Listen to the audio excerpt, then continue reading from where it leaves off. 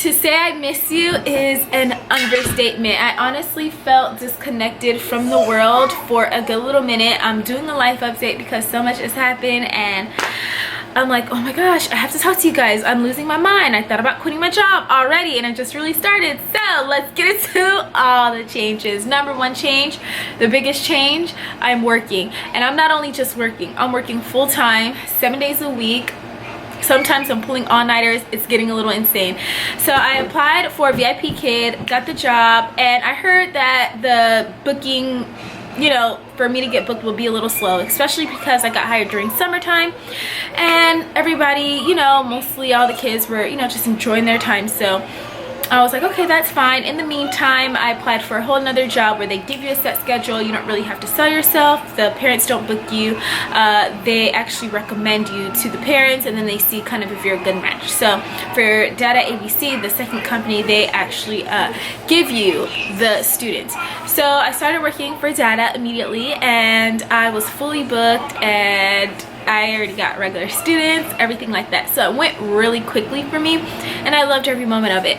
That same week that I started for Data ABC, I actually got fully booked for VIP Kid, which I was really shocked by. I was like, what? So I was really excited and I taught about 17 classes, I think, with VIP Kid, and I must have gotten my name out there. I started getting a lot of feedback from parents saying that I'm great, yay, and I started getting a lot of parent followers, and now I'm fully booked. I got fully booked within an hour, like an hour. I opened up all of my availability from midnight until 11:30 p.m. not expecting to get fully booked, and I got fully booked. So this Friday I work from midnight till 9:30 in the morning.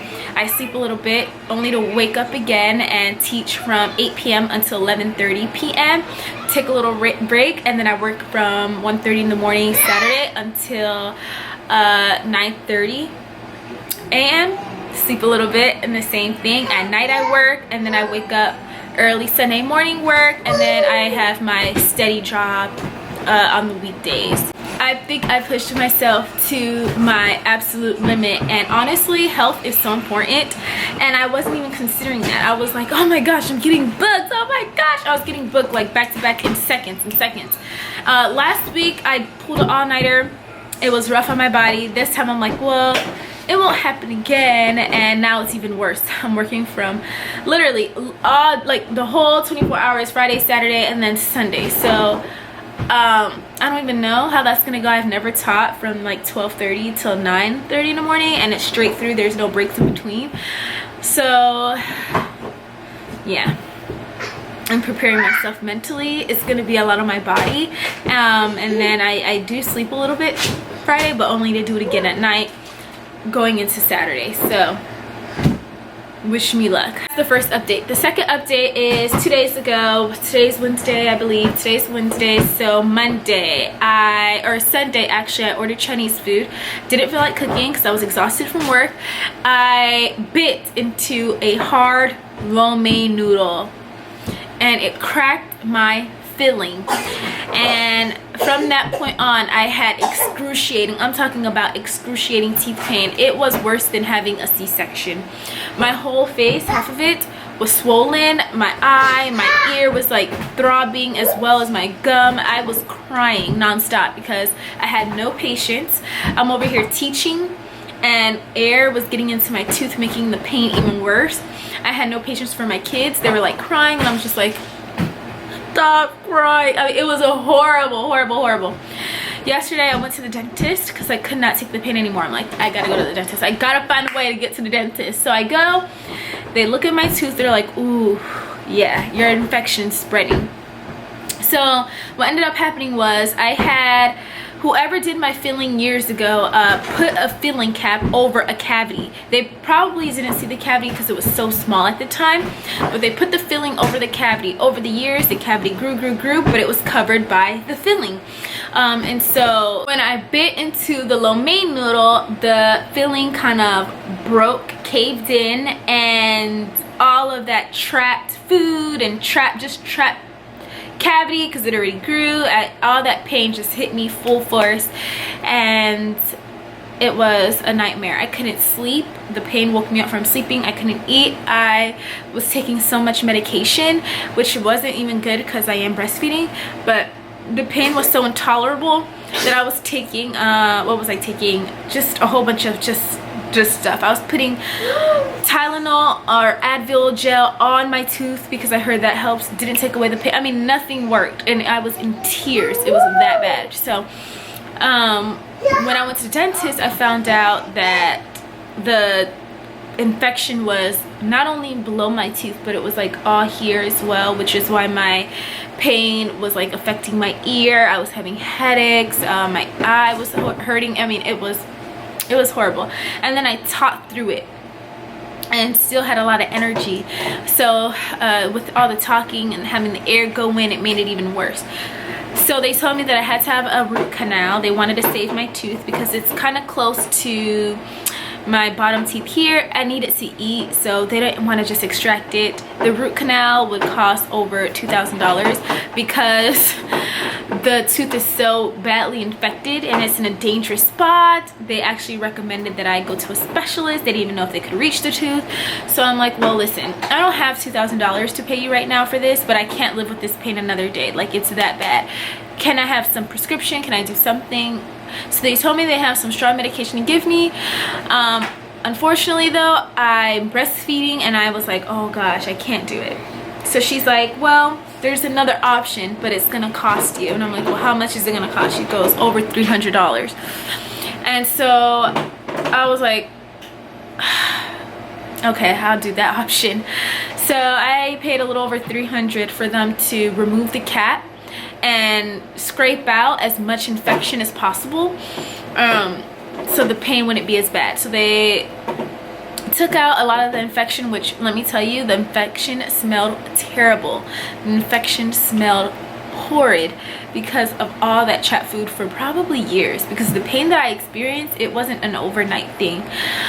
They cleaned it out, they injected it with a whole bunch of medicine, and then they put a temporary filling on. So I still have to get a root canal, but I'll probably do it, you know, later on. I have to try to figure out like some payment plan, because I can't just like, here, $2,500, like, in, you know, it's just not gonna happen. Even if I had it, I wouldn't even want to pay it. So we're gonna have to figure something out with that. But thank God I made it through the tooth pain, because that was something in itself.